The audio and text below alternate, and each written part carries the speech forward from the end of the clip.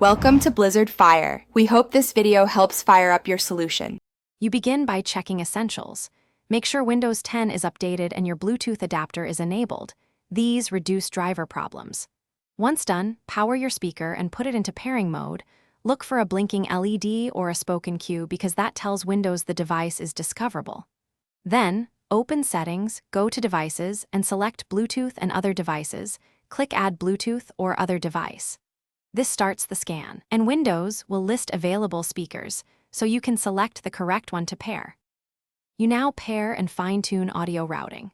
After selecting the speaker from the Add Device list, confirm any PIN or pairing prompt. Most speakers use 0000 or 1234, but often no PIN is needed. Allow Windows to install drivers automatically. This is why updates matter. Once paired, make sure the speaker is set as the default playback device.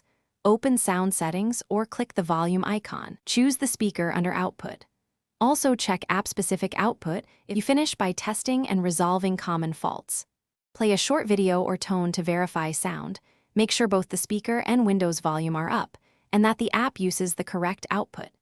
If connection drops or audio glitches, remove the device from Bluetooth settings and repair. This clears pairing conflicts. If problems persist, restart the Bluetooth support service, update the adapter driver in Device Manager, or run the Windows Bluetooth troubleshooter. These steps fix most driver and service-related failures.